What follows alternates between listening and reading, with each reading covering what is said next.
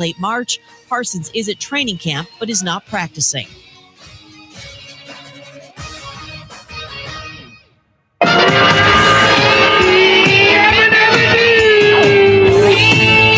Can you get me a little typeseat? Now, funny how? I mean, funny like I'm a clown and abuse you? You're tired. Well, the lunchtime whistle and the morning's finally done. I'm jumping in my car, I'm gonna have a little fun.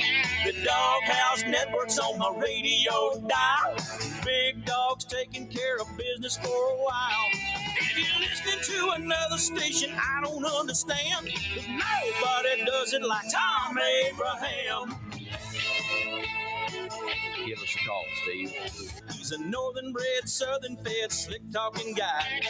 Listeners in his posse are the Junkyard Dogs. The SEC from Tennessee to calling them hogs. From Gainesville up to Lexington to the Titan Tiger Land, nobody does it like Thom Abraham.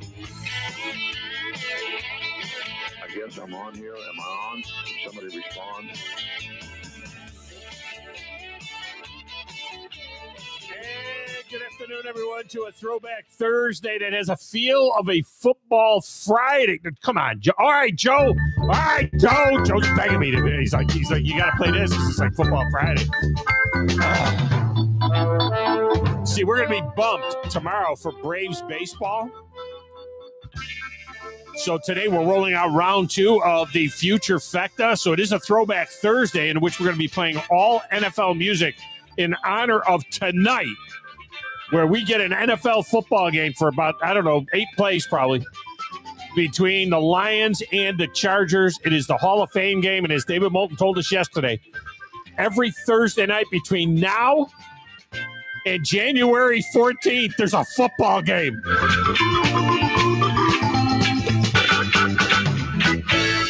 How glorious is that? I mean, it's like a big sigh of relief. How glorious, not the song, that's glorious too, but I mean, just think about that. Just think about that for a moment. Every Thursday night from now until the middle of January, there's a football game on a Thursday night. There's a football game on a Thursday, which means every weekend between now and Super Bowl, there's football. Well, no, I take that back. That 1 week in between the conference championship games and the Super Bowl. So every weekend between now, it's football season. That's what I'm trying to say to you. It's football season. So we need to roll out round 2 of the Future Fecta today. Call your friends, call your family, tell them, hey, Big Dog's doing the Future Fecta today, not tomorrow, because tomorrow there'll be a baseball game on. We have 4 more SEC teams today. Last week, we rolled out Texas, Georgia, Alabama, and Tennessee. Now, you can still find those on my X feed. All right, you have to go back a little ways or on the Facebook page of your favorite radio station. Maybe you find it there. I know 97.7 will have it on their page. And, if you go, but you have to go back a ways to find it. Those are there. You can still get in on that. Go to @Thom Abraham Show on my X feed, and you won't have to go there far probably to find it. You could still get those picks in right up until the time the season starts, but I'm not taking those on the air today. I'm not taking those on the air. Today, I'm just taking the ones on the air. You could text them in anytime you want. On the air, I'm only taking the ones that we have for you today. Hour number 1 is wide open for you to get in as well. Wide open. Plus, we got a number of things to unpack today since it is the last day of the week for us, and I'll get you today's totals here in a moment. Also on the show today at the top of the one, Jordan Bianchi is back from The Athletic on some serious turmoil in the NASCAR world after virtually nobody showed up for the Brickyard 400. And how many fans are clamoring for a return to the old season-long championship format as opposed to the playoffs, which start September 7th. Yeah, that makes a lot of sense. Personally, I think the biggest problem with the playoffs is that they begin when the football season begins. And all we care about in September is football. Then in October, we got more football, plus we get the baseball playoffs. So that becomes a thing, the World Series. And that all gives us something to do during the week until we get to the weekend when the football comes back. Maybe NASCAR should run their playoffs on Wednesday nights. Now, I watch that. I'd watch that. What if starting in September, it was it'd be tough for the fans. Why? They go to baseball games. Why? They're not showing up anyway. Why? It's a TV sport. What if they did every Wednesday night there was a race in the playoffs? I would watch that series. I would watch it, I think. I don't know. I mean, it's Law and Order night, too, but, we DVR'd a Law and Order. I would watch that. No, wait a minute. That's Chicago Wednesday night. That's Chicago. But we DVR that, too. I don't even know what night my shows are on. Our shows that my wife and I watch, I don't even know. And by the way, our summer binge, every summer we stumble across a summer binge, a Canadian show by the name of Private Eyes. Highly recommended. And it ran from 2016 to 2021 with Jason Priestley from 90120 and some chick by the name of Cindy Sampson. Cindy Sampson. It's, if you're old enough to remember, it's David and Maddie. It's Bruce Willis and the chick that played Maddie. Who was that? Sybil Shepherd. It's Bruce Willis and Sybil Shepherd, Canadian style, all over again. But it's a really fun show. It's a good show. It's a fun show. It's like a rom-com Private Eye show. Anyway, we're almost done with it. All 5 seasons of it. It ended in 2021, but now it's coming back. It's actually coming back. It's based in Toronto, and now they've moved to Vancouver, and the show will be coming back this fall after a 4-year hiatus. Anyway, that's been our summer binge. But, we watch Law and Order. We watch Chicago Wednesdays. We watch a lot of cop shows. We watch the FBI's. Well, down to one FBI now. I'm going to check out the new CIA show. That's the kind of stuff we watch. We watch a little bit of the medical dramas, not too much. Basically, Chicago Med is about the only one I can watch it at anymore. I get a little queasy. We used to watch, years ago, my wife watched it, and I would watch it with her, got into it, Grey's Anatomy. We used to watch that, but now everybody on Grey's Anatomy is gay. And if you're into that, that's fine, but I have a hard time watching the show. Everybody is gay. Everybody. Almost everybody. It's like, really? I mean, it's 4% of our society. Really? The entire hospital is gay? I mean, really? Every doctor? Every nurse, they're all gay. Everybody's gay. Represent our society a little bit. That's all I'm saying. All right, we welcome those of you that are watching on the X and the Facebook and the YouTube. Check that out if you haven't yet. Momentarily at the X, I will be hitting the like and repost. There you go. So now you can find it. If you can't find it anywhere else, you certainly can find it at Thom Abraham Show on the X. All right, so check that out if you want to. We welcome those of you that are listening over the air in Nashville on WNSR and in Winchester on WCDT and in Huntsville on our flagship station, 97.7 ESPN The Zone. That's WZZN. There are 6 signals in all on the show. Only one phone number, 256-5764-977. Go ahead, jump on that if you want a piece of the future fecta, which I'll be rolling out for you here in just a minute. Okay, you can get into that thing, and it is week 2 of the future fecta. Next week, we'll be doing 4 non-SEC teams, and then we are going to roll into the NFL, and then we'll have games because the college football season starts in the not too distant future. So you can jump on board with that. There is a massive month-end special going on at Big Zone Deals right now. Corjalejos and Full Moon Barbecue are just $20 for $50 worth. One $20 bill. And you get $50 worth. But they are going fast. So get on those deals right now at Big Zone Deals. And coming soon, we are going to be adding Popeyes, new to Big Zone Deals. In the Huntsville area, it'll be good only at the Huntsville area Popeyes. And the End Zone as well with their multiple locations. So stay tuned for that. All right, you want your numbers? Let me give you your numbers. This is your future fecta for today. We're starting with LSU. I have a Boston, Midwestern, Louisiana accent. We got the 4-piece dinner and we fought for the breast. Over or under 8.5 wins. The Florida Gators. It's Tebow time. Let's get going. We can't just wait for the opportunities. We got to do it now. Over or under 7.5 wins. Auburn. Are you guys going to put us in with 3 losses in the playoff? There's no doubt you need length and girth in this league. Mm-hmm.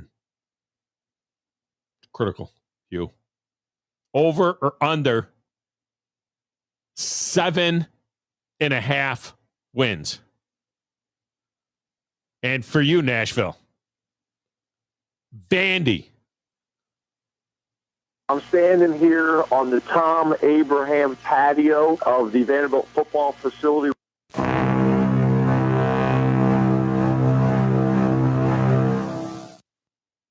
Over or under 4.5 wins. Now, these are Vegas numbers as of this morning. Vegas numbers. All right, speaking of Hugh Freeze, it's going to be tough for me. I'm going to be a little bit distracted. The Yankees and the Rays are playing game 4 of a 4-game set, and it just started. Marcus Stroman on the bump for the Yanks with a stupid do-rag on. And he's got no hair. He wears a do-rag. He's got no hair.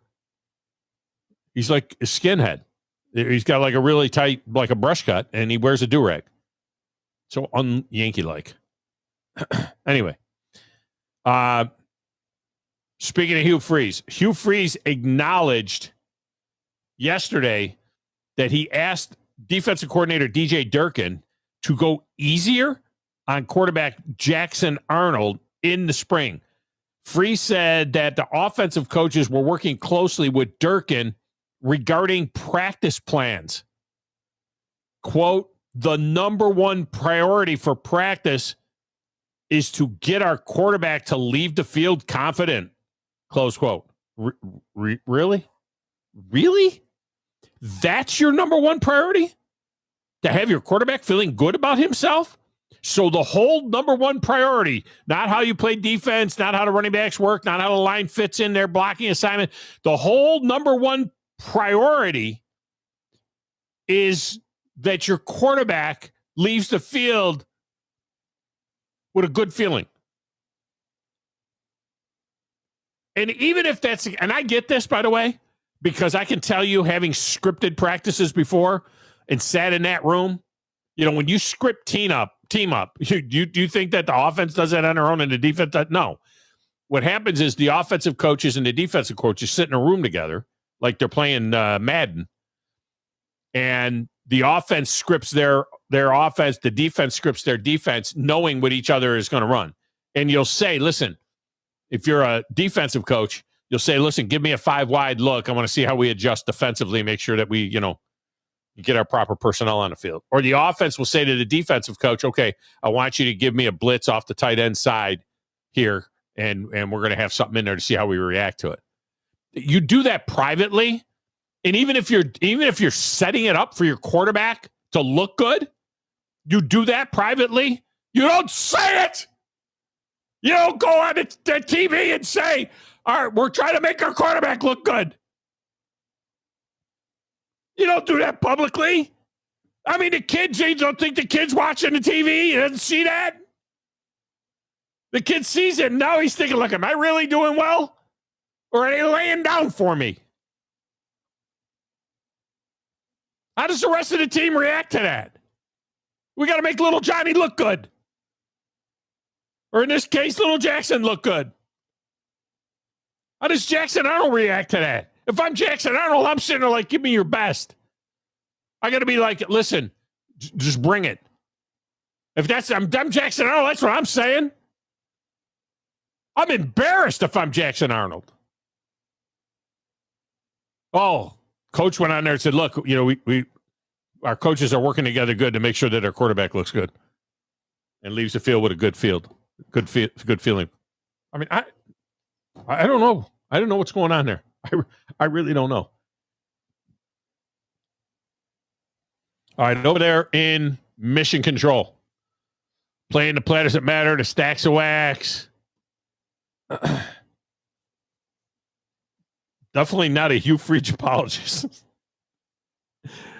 It's the one and the only Jumper Joe Hung. Do you know who I am? No, who is this? Who is this guy? Who in the blue hell are you? I'm the producer of this show. If I didn't step up, you're nowhere. I put this thing together out of spit and polish. I'm very important. I think this is one of the traits of a really good producer. Keep the talent happy. I don't like violence, Thom. I'm a businessman. You want to boo me? Fine. Keep your friends close, but your enemies closer. You come at the Kings, you better not miss. Know your role and shut your mouth, you jabroni. And show for y'all. Got a damn good show. I will not wear that gaudy one. Tom? Hey, Tom?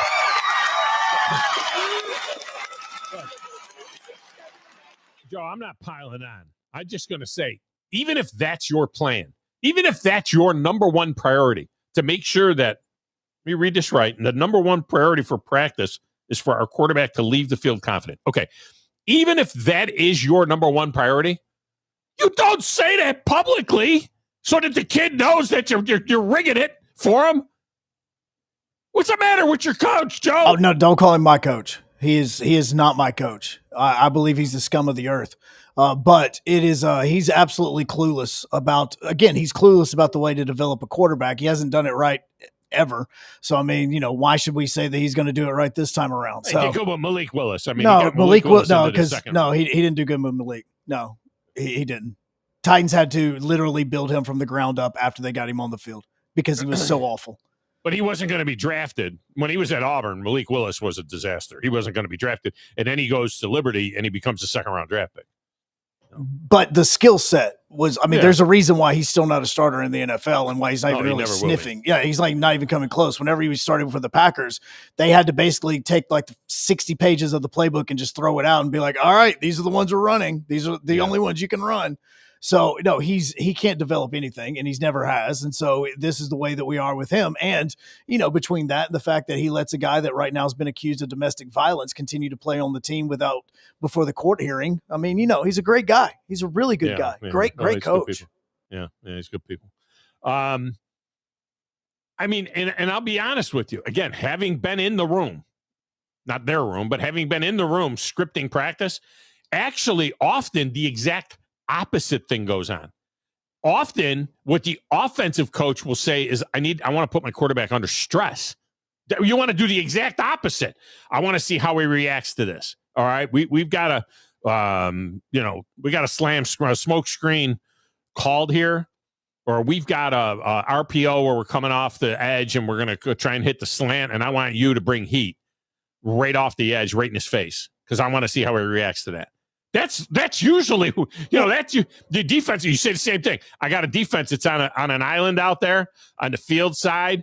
And can you guys run a double move at him? As a defensive coach, you would say, hey, can you run a double move at them? I want to put some strain on that corner and see how he does. You don't do the opposite. Hey, by the way, throw a lollipop up there so my corner can intercept it so that we can look good.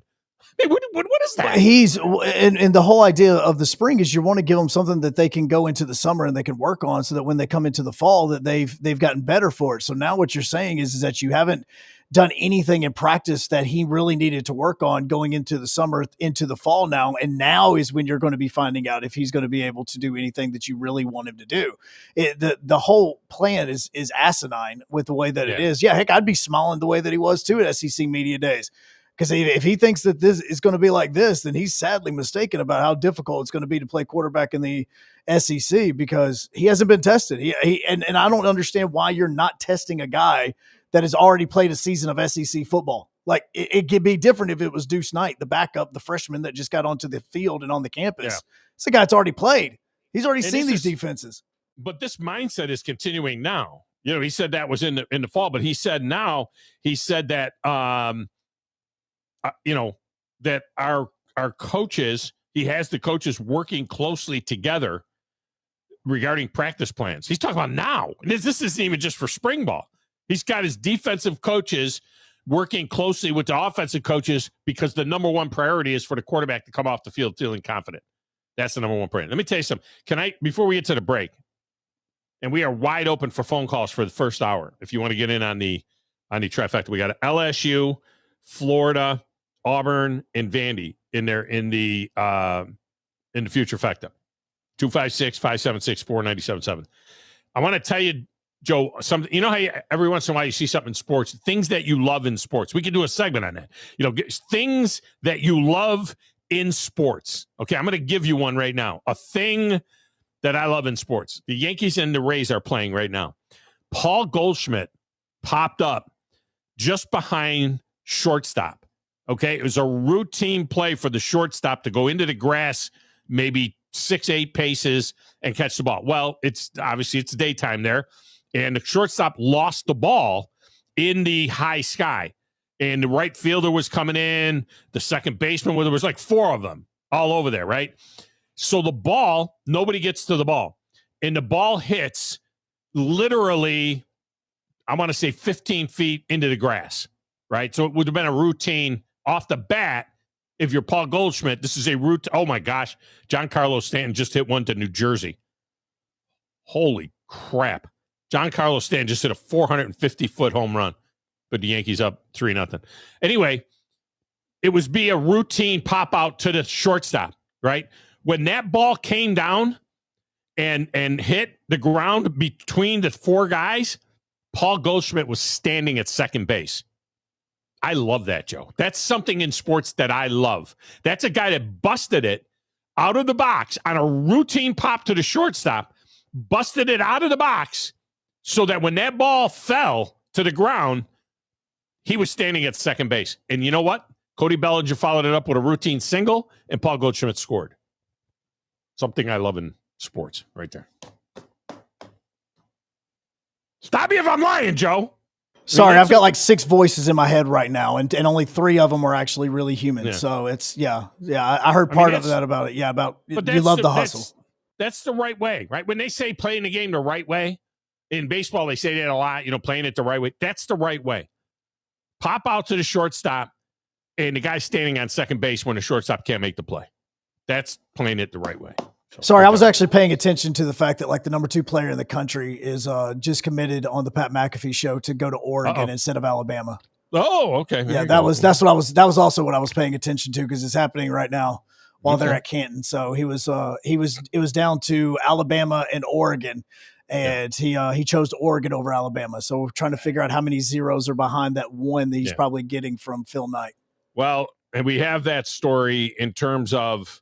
It's a great article by Pat Forty in Sports Illustrated that is talking about the free transfer system and the money system, and he's using basketball and football. It's some of the details are stunning, but there was a ruling that came down today or yesterday late that kind of eased up the pressure on the collectives. Because remember, right after the House settlement and the $20.5 million. There was a crackdown, or the new rule is that if any business was going to pay a player for endorsements, they have to show that what they're trying to do is make a profit with the endorsement. But I'm going to get into that story. So whether or not that was a factor in it, and really, okay, did he say where he's going to go his second season or his third season, or where he's going to go for his fourth season? Did he say like if he's committed to Oregon now? Did he say whether or not how many times he'll go? How many times he'll flip between now and the time he shows up next year? He said something about Alaska is something that he mentioned. I think going up there is on his priority list. So that may be sophomore season, probably. Yeah. All right, we're going to break. We'll come back. Phone lines are open next. It's the Thom Abraham Show. Back with more in a moment.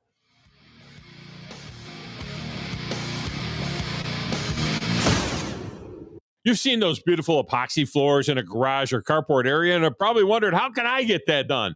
Well, the answer is Lifetime Epoxy Floors. Lifetime Epoxy Floors is an A-plus rated business with the Better Business Bureau and has been family-owned for over 14 years. They do both residential and commercial applications and get most jobs done in a day. Lifetime Epoxy Floors' motto is, we love what we do, and it shows. Visit LifetimeEpoxyFloors.com to schedule a free estimate today and check them out on Facebook. Your customers deserve the best, and so do you. You invest in your customers with your heart, soul, and skill. Well, it's time to invest in yourself with the next generation Cat 255 compact track loader from Thompson Tractor. After all, those who give their best deserve the best. And this machine has it all. With features that include a more powerful engine, tri-axle truck loading capabilities, a spacious cab, and a smooth ride for all-day comfort. Best of all, now Thompson Tractor is making that investment even better with our workhorse special. Get 0% financing for 36 months on the purchase of a new Cat 255 compact track loader that comes with a 3-year warranty. You also get a 74-inch bucket and 1,000-hour filter kit. But hurry, this offer is only good through June 30th. Visit ThompsonTractor.com for details. Thompson Tractor, we're here for you. By now, you know about Eagle Masonry and Insulation, and maybe you know that Eagle also does landscaping and dirt work. But how about after paint work? Shower doors, shelving, and mirrors, all taken care of by Eagle, the same Eagle that takes care of all your masonry, insulation, and landscaping needs. Eagle brings the same level of expertise to all these disciplines, and they're ready to provide you with a free quote. The website is the same, insulatewitheagle.com, as is the phone number, 256-755-1556. Give them a call and see what Eagle can do for you. Eagle saves you time. Eagle saves you money.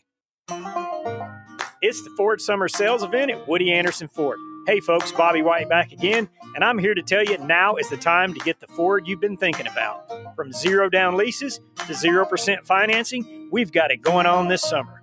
Woody Anderson Ford has financing as low as 0% for 48 months, plus 0 down payment, plus 0 payments for 90 days, plus 2-year 25,000-mile complimentary maintenance. You can choose a 2025 Escape, F-150, Explorer, or a Mustang. Or how about 0 down lease, $499 a month for a 2025 Explorer, F-150, or Bronco, and just $399 a month for Bronco Sport, Mustang, and Escape. Again, these are 0 down with complimentary maintenance too.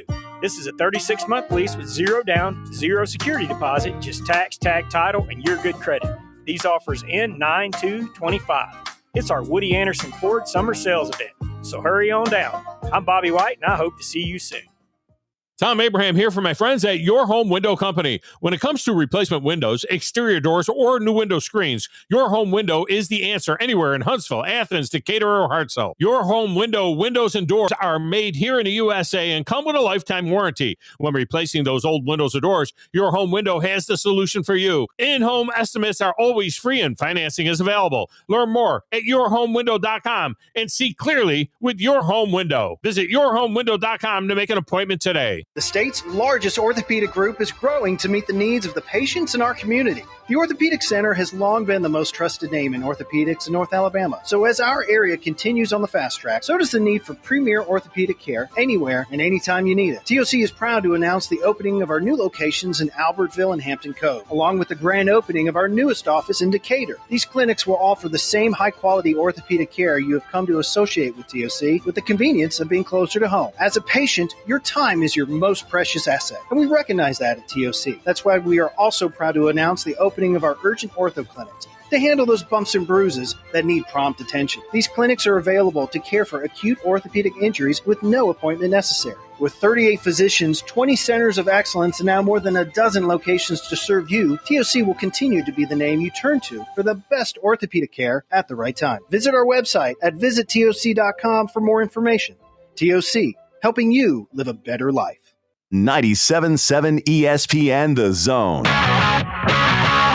This segment of the show is brought to you by the Orthopedic Center, where thousands of area residents have gotten world-class care from the Valley's most trusted and experienced group of orthopedic surgeons and medical specialists. So if you have an orthopedic problem and you're considering professional care, TOC is the only logical choice.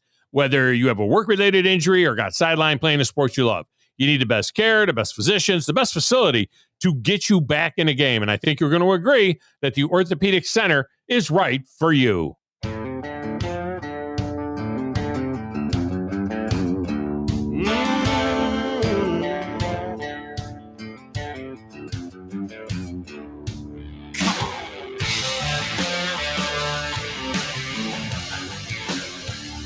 And welcome back, Thom Abraham Show.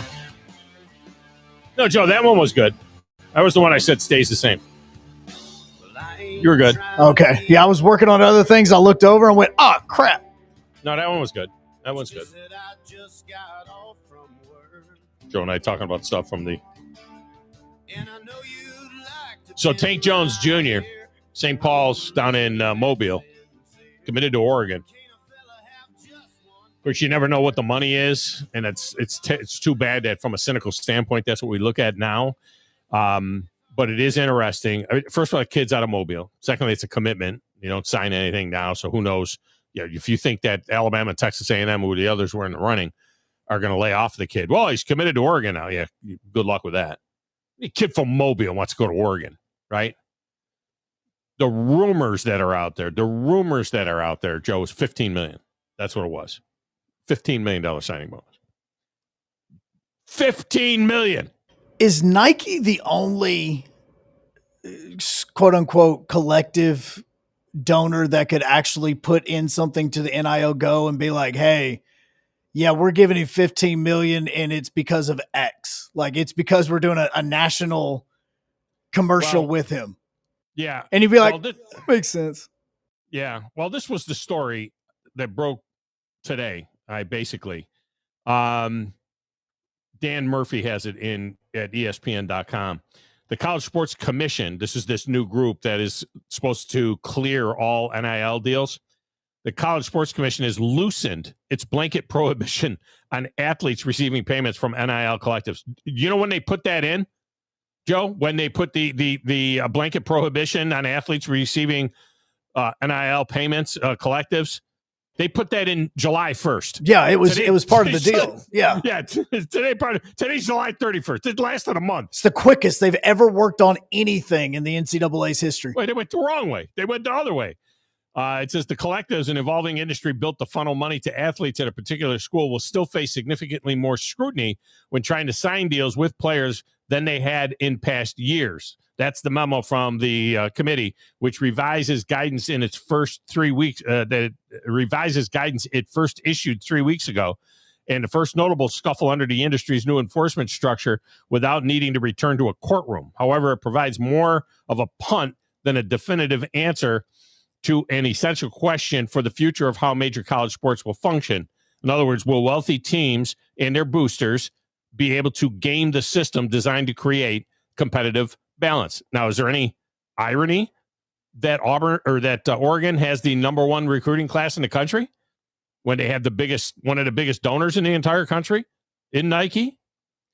That's not in the story. That was me.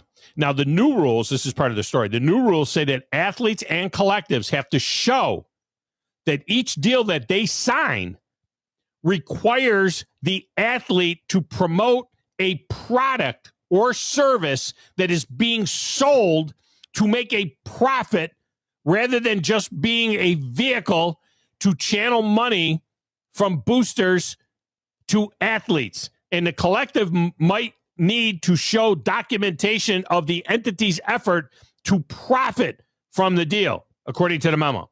So what that means, to your point, Joe, is if is Nike coming out with a Tank Jones cleat and they're going to have him endorsing a special cleat for edge rushers that has, some sort of special cleat pattern in it, and he's going to be the face of it, and they're going to use Tank Jones on all these commercials and posters, and you're going to walk into Hibbett Sports, and there's going to be a cutout of Tank Jones wearing his Tank Jones junior cleat and all of that kind of stuff.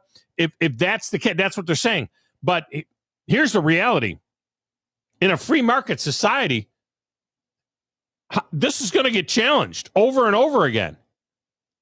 How can you tell Nationwide, for example, that they have to prove when they signed Peyton Manning to sing their little Nationwide song, that they have to prove that they were trying to make a profit when they gave Peyton Manning that money? Well, you would say they're not paying him to play because it extended beyond his playing days and he was already getting paid to play by the team. But the reality is, how can you tell a business, how can you tell an individual what they can do with their money? Ultimately, this is going to get challenged. If Big Dog Productions has the horsepower to pay some kid $1 million to go play at Alabama, you're asking me, I got to prove to you that it's a good business decision? Who the hell are you to tell me how to run my business? You follow me? Who are you to tell me how I run my business? Maybe this is the way I want to handle my profits. Maybe I think it's good for my image. What are you going to specifically say to make it that the company has to prove to this committee that they're making a payment for endorsement. Hey, when we got Bo Nix to endorse Milo T, we did that for profit. Yeah, sure you did. Sure you did. That was the first NIL deal I remember. I remember like 12:05, July 1 of what it was, 2022 or something like that. Bo Nix was drinking Milo sweet tea and doing a post on X, which was then Twitter, for it. Let's go to lines. LSU Lynch is up. LSU Lynch, welcome to the show. How are you? So look here, yesterday you made me hungry for the Popeyes. So I grabbed the neighbor last night. I went, in summertime, son, all I need is a box. All I need is a 16-piece, about 6 biscuits, a side of gravy, and some honey. And ain't nobody getting none. Yeah. I love that Popeyes. She got her a 4-piece with the Cajun rice, which is really good. Well, you'll be able to get a great deal on Popeyes coming up here in less than a week, probably. Mm-hmm. So that stuff is so good. Let's do the picks because I want somebody else to come on in behind me. So please don't play these damn voices, man. I'm gonna tell you, give me LSU and the Dirty Gators over, and them other 2 suck teams under. Go LSU. So he said LSU over, and then he said Florida over, then he said Auburn under, and then he said Vandy under. Is that what I understood? I think I understood that properly. Yeah, I think that's what he said. I think that's where he was going with that. I think that's what he meant. All right, that's a good job by him. All right, if you want to get in, you can jump in right behind him on that. All right, the trade deadline is, by the way, tonight at 5 o'clock Central Time. We'll kind of keep an eye on that. Any moves that happen there. These quarterback Madden ratings, I'm not a Madden guy, but apparently, it's creating a little bit of a stir, these Madden ratings for quarterbacks. And am I understanding that that Josh Allen and Lamar Jackson both got 99s? Is that like the highest? Does anybody ever get 100, Joe, or is 99? No, 99 is the highest you can get. So we're going with Josh Allen and Lamar Jackson. Now apparently in the quarterback rating, they don't put the clutch factor in there, right? I mean, this is just their skill, or is it based on their, is it kind of like fantasy based on their numbers or what they can do? Because both these guys run, they're both mobile quarterbacks as well as being great passers, but neither one of them has been able to come up big in a big moment yet, especially Lamar Jackson. He's got a terrible record in the playoffs. So they must not factor in, the choke factor. Well, I know I'm looking up if they do it on Madden because I know that on MLB The Show, they do have a clutch meter. So really? So like in, 7th, 8th, and 9th inning, or, runner on second or third, that plays into your ability to get a hit or not, or strike somebody out. So that is in factor on the baseball game. I'm going to research if that is somewhere in the football game because I don't want to give you the wrong answer.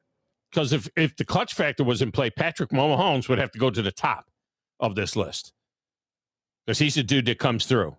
And Jalen Hurts would be higher than an 86 probably. So they had Joe Burrow 3, Mahomes 4, Matthew Stafford 5, Jared Goff 6, Justin Herbert. He's got great skills, but he hasn't done anything really.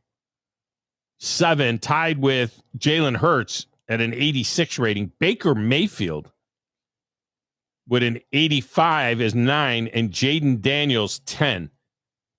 All right, so where is the big omission in that? Is there? What do you think is the big? Because you're into this stuff.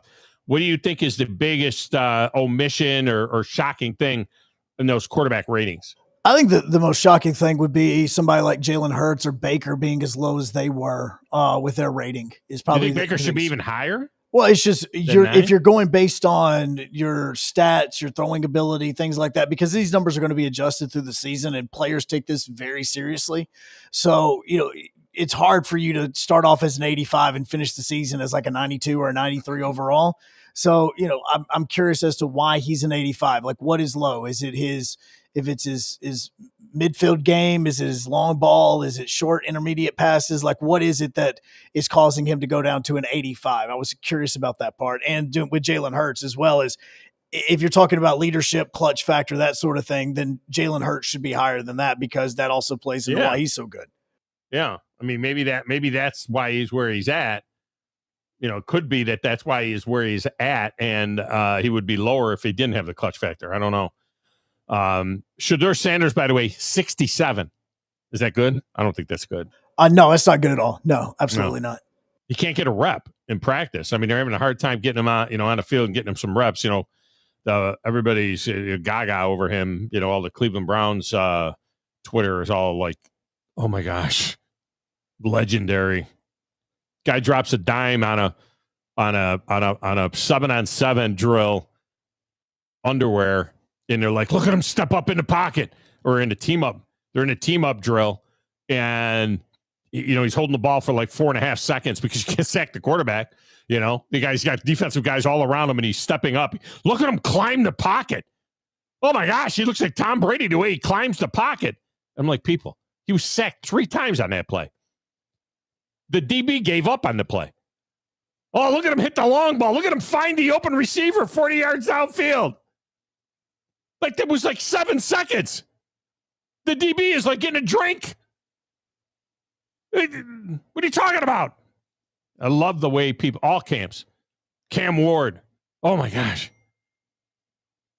People lose their mind over what these guys are doing in these drills in their underwear.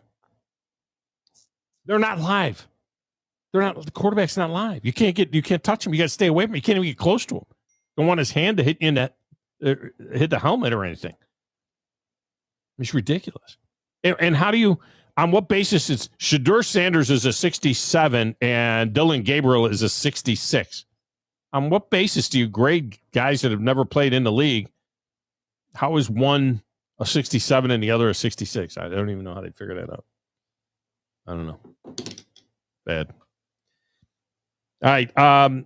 Falcons owner Arthur Blank said that the NFL is headed towards each team playing a game outside of the U.S. every season. And this falls in line with Roger Goodell's effort to expand the regular season to 18 games, including 16 international games. So there would be everybody plays a game overseas. Blanks told the NFL Network that's probably on the horizon. That's probably on the horizon. Ben Rice just raked as well. The Yankees opened up a can. 6-0 in the second inning. Now, in August, I hate this.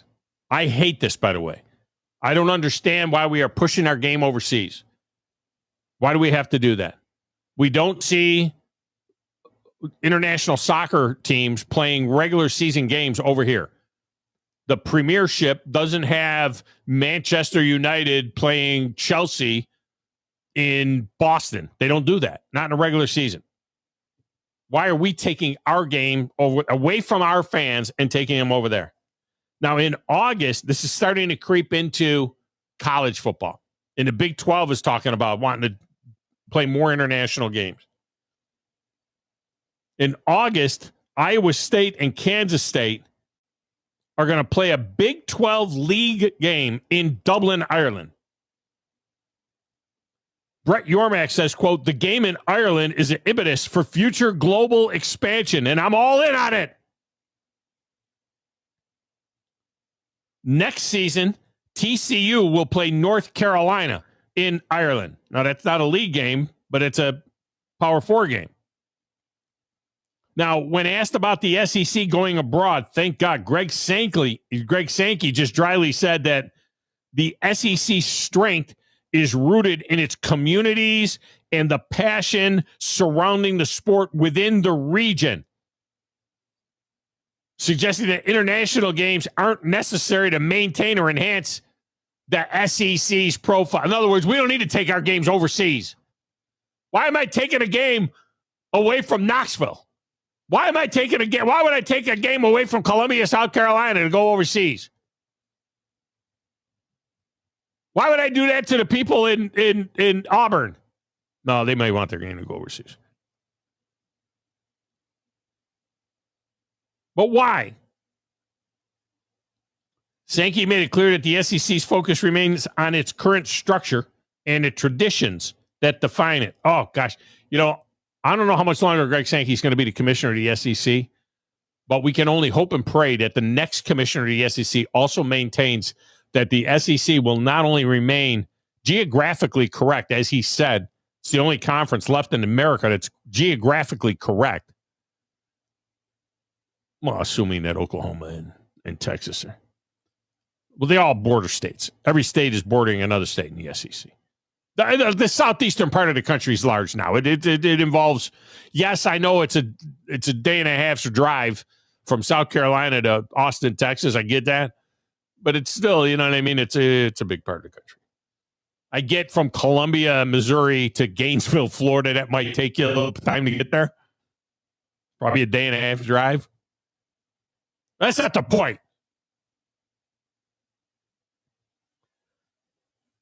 He said that it's focused on its current structure and the traditions that define it. He did not rule out the possibility of an international game in the future. But he emphasized that it's not a priority and that the league is currently concentrating on its established strengths. So I ask you, the listener, would you want to see an SEC game overseas? Would you travel for that? Would you get fired up for that? I mean, I know half of you don't even like going to these neutral site games to start the season. When Alabama would play USC in Dallas to open the season. And some of these other neutral site games that are, like, oh, I gotta go there. Okay, can we just play home and home? Or would you like that? Would you get stoked for that? Where you're like, you know what? I want to go to Germany and see Alabama play South Carolina in Germany. I mean, look, that's a hard no for me. That's a hard no for me. Who's for this? Are Big 12 fans for this? If you're a TCU fan and a home game against North Carolina is going to be played in Dublin, Ireland, are you like, oh, great. Man, I was hoping to go over to the school to see them play a big intersectional game against North Carolina. But no, this is even better. I'm going to go to Dublin, Ireland and see the game. Don't like it. Let me get a break. We'll come back. Final segment of this hour. So if you want to jump on board, you want to comment on that, or you want to jump on board and get in on the future factor, you can do that as well. It's the Thom Abraham Show. Back with more in a moment.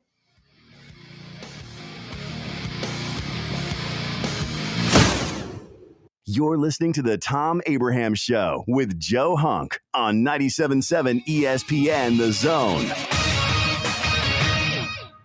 This is Brent Musburger's VSiN Action Update on 97.7 ESPN The Zone. Drivers who switch to Progressive have an annual savings of nearly $750. Progressive.com. NFL preseason gets underway with a Hall of Fame game in Canton, Ohio tonight. The Detroit Lions, a 1.5 favorite over the Los Angeles Chargers, 32.5 the total. Atlanta Braves dropped a 1-0 decision in 10 last night. The Kansas City Royals are on the road to the Cincinnati Reds today. Carlos Carrasco for the Braves, 2-2, 5.91 earned run average, $1.34 dog. Andrew Abbott, $1.64 favorite for the Reds. Abbott 8-1, a 2.09 ERA, 9.5 under the total at the Great American Ballpark. Cup Series on Sunday at Iowa Speedway. Denny Hamlin, Kyle Larson, the plus 450 favorite. For more, go to VSIN.com. Mike Sennett, 97.7 ESPN The Zone. Tom Luganville here for my friends at Woody Anderson Ford. Bobby White and his team take great pride in their service department, and you can see it the moment you walk into those beautiful new service lanes. And just like a championship team, they all work together to make sure your experience is second to none, whether you drive a Ford or not. Also, Check out the gold certified pre-owned inventory at Woody Anderson Ford for great deals every day. Stop by and see them at Jordan and Sparkman or at Woody Anderson of Madison on Hughes Road, or visit WoodyAndersonFord.com. The state's largest orthopedic group is growing to meet the needs of the patients in our community. The Orthopedic Center has long been the most trusted name in orthopedics in North Alabama. So as our area continues on the fast track, so does the need for premier orthopedic care anywhere and anytime you need it. TOC is proud to announce the opening of our new locations in Albertville and Hampton Cove, along with the grand opening of our newest office in Decatur. These clinics will offer the same high-quality orthopedic care you have come to associate with TOC, with the convenience of being closer to home. As a patient, your time is your most precious asset, and we recognize that at TOC. That's why we are also proud to announce the opening of our urgent ortho clinics to handle those bumps and bruises that need prompt attention. These clinics are available to care for acute orthopedic injuries with no appointment necessary. With 38 physicians, 20 centers of excellence, and now more than a dozen locations to serve you, TOC will continue to be the name you turn to for the best orthopedic care at the right time. Visit our website at visittoc.com for more information. TOC, helping you live a better life. If hunting and outdoor recreation are your passions, it all starts with the right property. That's where I come in. I am Bo Butler with Southland Realty and Auction, a hunting and recreational land specialist and a Jackson County native who sees land through a hunter's eyes. Just as you trust your guide on a big game hunt, you can trust me to find the perfect property for you. Thinking of selling? Let me help you make your land attract buyers. Remember, Bo knows land. Call me at 256-609-0512. The state's largest orthopedic group is growing to meet the needs of the patients in our community. The Orthopedic Center has long been the most trusted name in orthopedics in North Alabama. So as our area continues on the fast track, so does the need for premier orthopedic care anywhere and anytime you need it. TOC is proud to announce the opening of our new locations in Albertville and Hampton Cove, along with the grand opening of our newest office in Decatur. These clinics will offer the same high-quality orthopedic care you have come to associate with TOC, with the convenience of being closer to home. As a patient, your time is your most precious asset, and we recognize that at TOC. That's why we are also proud to announce the opening of our urgent ortho clinics to handle those bumps and bruises that need prompt attention. These clinics are available to care for acute orthopedic injuries with no appointment necessary. With 38 physicians, 20 centers of excellence, and now more than a dozen locations to serve you, TOC will continue to be the name you turn to for the best orthopedic care at the right time. Visit our website at visittoc.com for more information. TOC, helping you live a better life. Your Fox 54 weather, brought to you by Tellini's Italiano.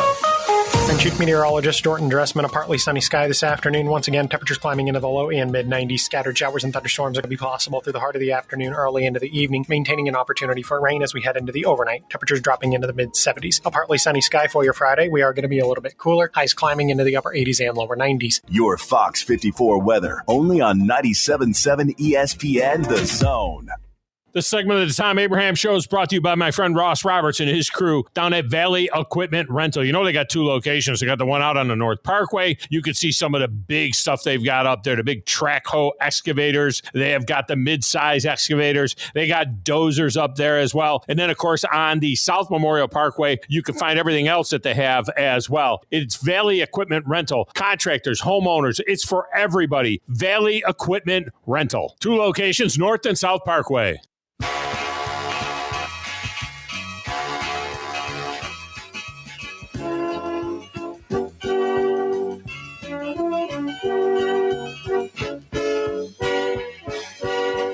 Yeah, welcome back. Thom Abraham Show.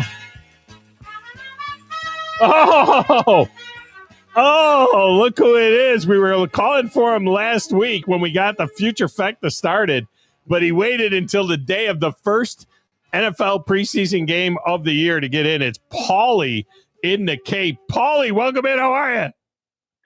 Every time I called, you waste your time at some damn media place or talking about some wasted sports or, I don't know, fishing. I don't know. Yeah. Are you back to working now? It was that time of year, you know. Yeah, no, I'm not fishing today. I don't know. I might go later.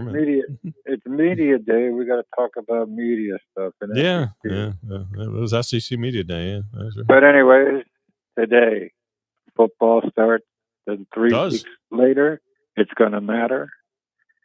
I can't wait. Paulie, do you know that every single Thursday between now and January 14th, there's a football game on a Thursday night? God bless America. Now, you going to get in on the future factor here? That's why I called. LSU over or under 8.5 wins. Over. Florida over and under 7.5. Under. Auburn 7.5. Over. Vandy 4.5. Over. All right. You'll have to get the ones from last week. Texas, Georgia, Bama, and Tennessee. You have to get those and send them in to me, or we can get them to you before the season starts. Just write it down right now. Well, I got, okay. No, I can't. We're going to run out of time. That music's going to end. I only got 15 seconds left. Stay there. We'll get them from you off the air. We'll get them from you off the air. Stay there. Don't forget. All right. Coming up, Jordan Bianchi will join us next right here on the Thom Abraham Show. When you call most roofing companies, all you'll hear is, you need a new roof. Not when you call Fleming. At Fleming Roofing and Restoration, we're focused on your needs, whether it's an easy repair or a full roof replacement. Folks around here have trusted Fleming since 1965 for all their residential and commercial roofing needs. And as the area's storm damage experts, Fleming knows all the ins and outs of the insurance claims process. Log on FlemingHSV.com to schedule your free estimate today. Fleming Roofing and Restoration. We show up. You've got to experience Toyotathon at Bill Penny Toyota. They've got the selection with over 700 new Toyotas to choose from. And they've got the extras with Bill Penny perks and a 10-year unlimited warranty. So get on over to Bill Penny Toyota today and experience Toyotathon. Bill Penny Toyota in Huntsville and online at BillPennyToyota.com. Bill Penny's Toyota 10-year unlimited warranty is valid through the 10th year of ownership. Valid on new vehicles only. See dealer for details. Sure, Valley Equipment Rental takes care of the homeowner and his needs, but how about the pros out there? Well, Valley Equipment has the big stuff as well. The equipment you need to get any job done. I'm talking about the big track hoe excavators, from the 30,000-pound mid-size one to the big boy 50,000-pound units. Need a dozer on the job? Well, they've got them up to 105 horsepower, and that's a good-sized machine. Plus, Valley Equipment has more lifts than anyone around. Up to 80-foot booms that reach 56 feet with a 10,000-pound capacity. 2 locations, North and South Parkway. Check them out today. Hey there, Bob Baumhauer again. Baumhauer's Victory Grill is extremely proud to have recently received numerous awards, including being voted best wings in the state of Alabama. Other awards received include Best All-Around Restaurant, Best American Restaurant, #1 Sports Bar, Best Chef, Best Wings, and Best Dining Experience. Thank you for 43 legendary years, and we look forward to providing you an award-winning dining experience at every visit. Baumhauer's Victory Grill. Legendary fun, legendary food. You've seen those beautiful epoxy floors in a garage or carport area and have probably wondered, how can I get that done? Well, the answer is Lifetime Epoxy Floors. Lifetime Epoxy Floors is an A-plus rated business with the Better Business Bureau and has been family-owned for over 14 years. They do both residential and commercial applications and get most jobs done in a day. Lifetime Epoxy Floors' motto is, we love what we do, and it shows. Visit LifetimeEpoxyFloors.com to schedule a free estimate today and check them out on Facebook. Thom Abraham here for my friends at Your Home Window Company. When it comes to replacement windows, exterior doors, or new window screens, Your Home Window is the answer anywhere in Huntsville, Athens, Decatur, or Hartselle. Your Home Window windows and doors are made here in the USA and come with a lifetime warranty. When replacing those old windows or doors, Your Home Window has the solution for you. In-home estimates are always free and financing is available. Learn more at yourhomewindow.com and see clearly with Your Home Window. Visit yourhomewindow.com to make an appointment today. WZZN, Union Grove, Huntsville, Alabama. 97.7 ESPN, The Zone. This is SportsCenter. I'm Christine Lisi. Shane Bieber's heading north of the border on this MLB trade deadline day. AL East leading Blue Jays, who've been looking for another starter, acquired the right-hander from the Guardians for a pitching prospect. Bieber's expected to return soon from Tommy John surgery. Tigers acquired reliever Paul Sewald from Cleveland for a player to be named later. He's due back from a shoulder strain in September, could provide needed bullpen help for the AL Central leaders. AL West leading Astros acquired utility infielder Ramon Urias from the Orioles for a pitching prospect. The move made in the wake of the potential season-ending injury to third baseman Isaac Paredes. Interesting update from ESPN's Adam Schefter today regarding contract negotiations between the Cowboys and star pass rusher Micah Parsons. The sides are further apart on a deal now than they were in late March. Parsons is at training camp but is not practicing.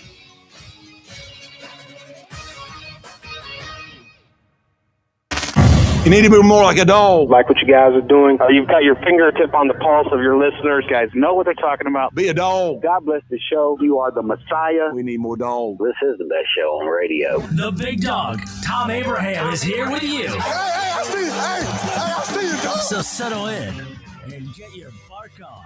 That's my dog. Now live. Here he is, the big dog, Thom Abraham. How you doing? How you doing? How you doing? How you doing? How you doing? How you doing? How you doing? Look, I don't speak Spanish. I don't know how to say this, so I'm going to choose my words very carefully. I think you're a psycho. Do you know who I am? I mean, that guy sounds like Dale McPherson farting into Miles Davis' trumpet. I guess I'm on here. Am I on? Can somebody respond? Get off my lawn.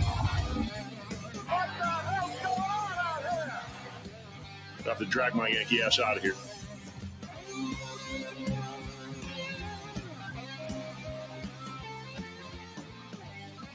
So I just saw a post come across my X feed. Welcome back, Thom Abraham Show, hour number 2. Remember, no show tomorrow because of Braves baseball. So you want to get in on the future fecta for 4 more teams in the SEC. Our over-under totals for LSU, Florida, Auburn, and for those of you listening in Nashville, we put Vandy in there as well. If you want to get in on that, you want to jump on the lines here when we get done with Jordan Bianchi. But I just saw this thing in my feed here from Ad Age that says that in the story, quote, NASCAR is searching for a lead creative agency to help steer the stock car racing circuit back to its heartland roots and reconnect with blue-collar fans who have long been its backbone. Okay. Why don't we go race in Mexico? Why don't we run around in the streets of Chicago? Let's go out to an a Navy base in San Diego. God. I don't know. All right. Joining us now, Jordan Bianchi. He's on a plane. He's off the plane. He just got off the plane. He's in the airport.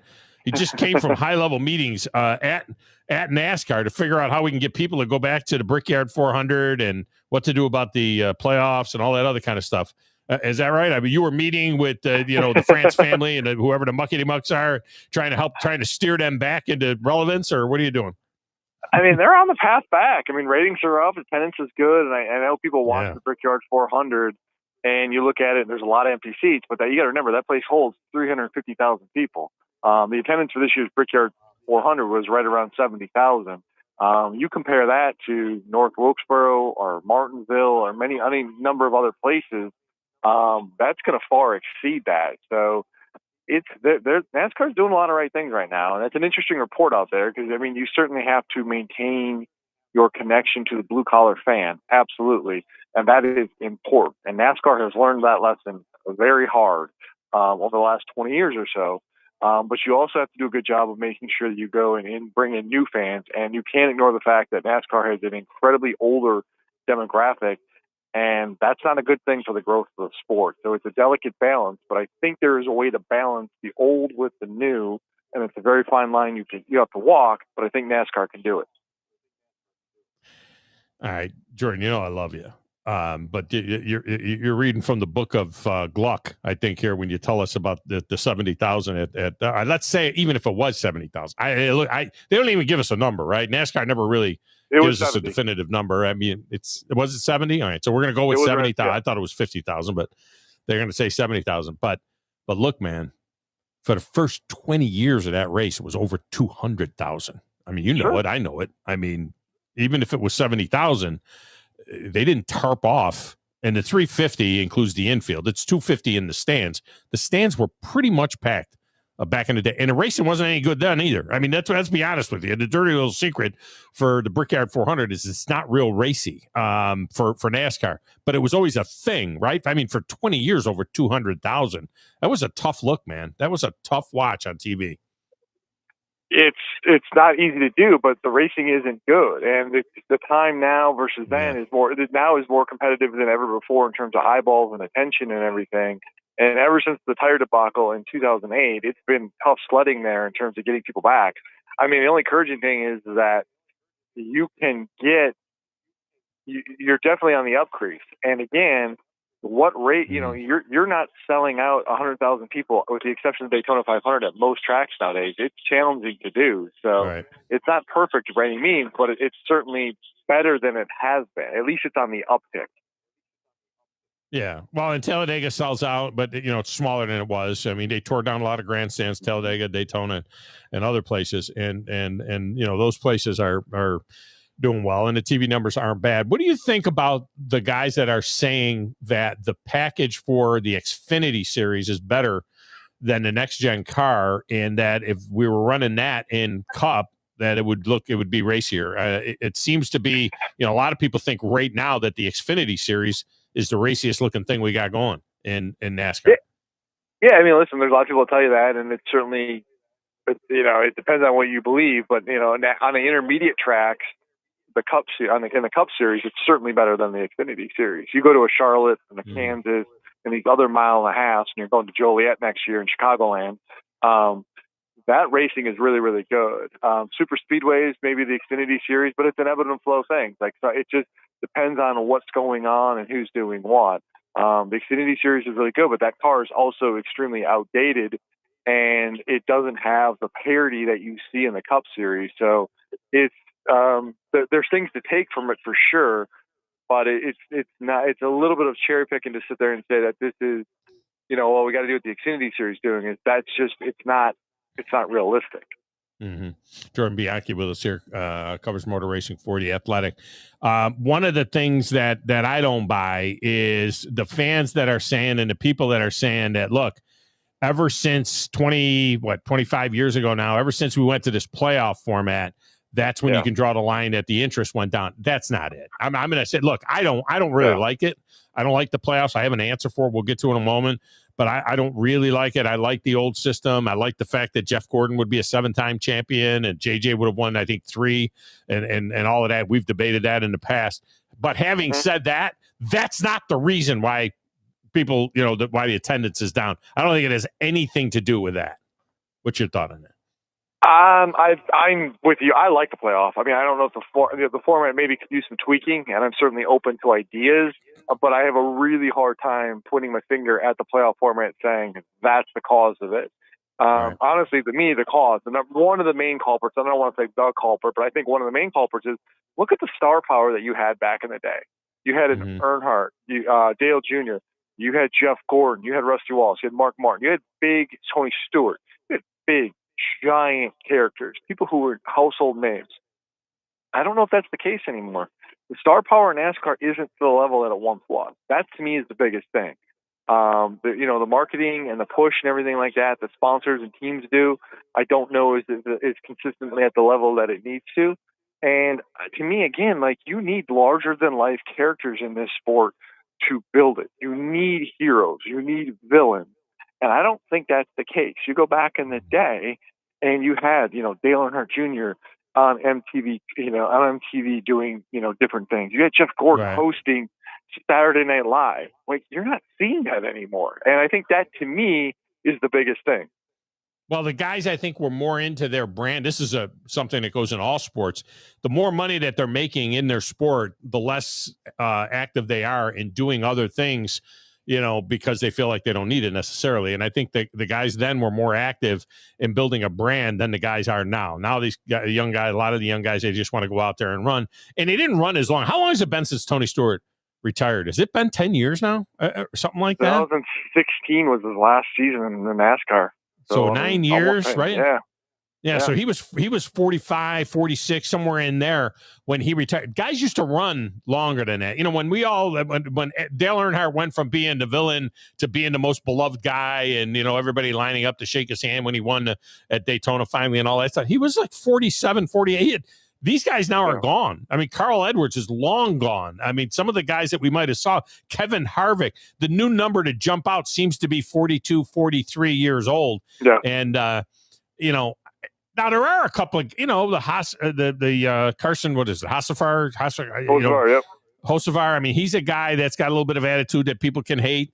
They hated Joey Logano. They still kind of hate Joey Logano. There's a little bit of that, going on. But there is a sense, to your point, of a lack of personality, old school personality that we saw back in the day. I think that is a problem. We're looking for a face, that way.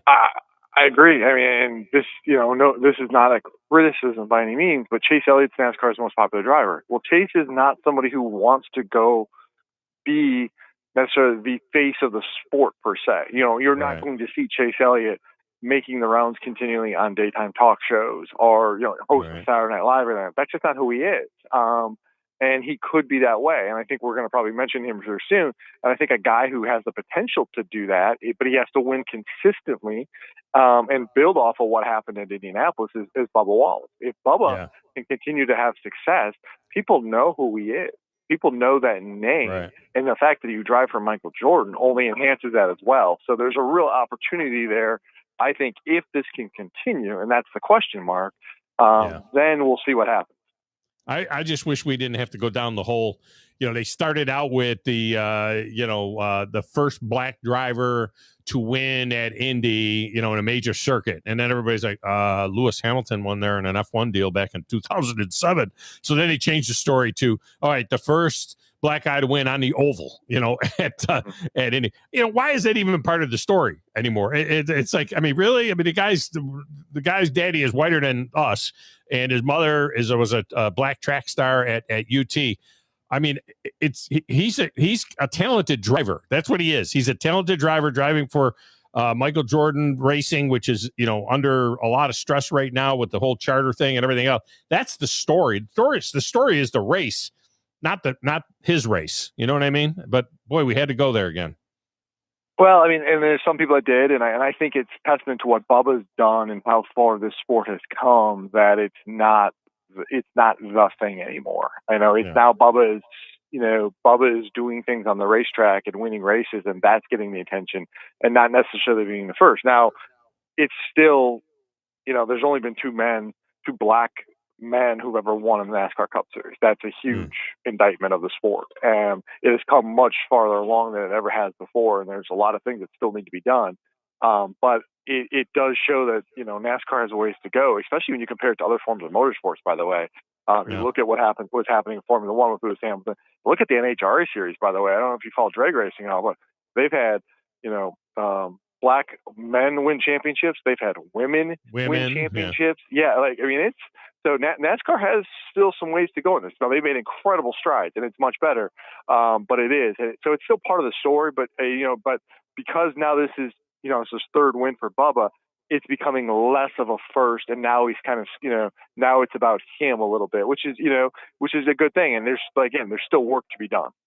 Was there not, I don't know if this is true or not, I thought I read this, was there not a green flag pass in that race? Did I see that there was no green flag passes in that race? That it was all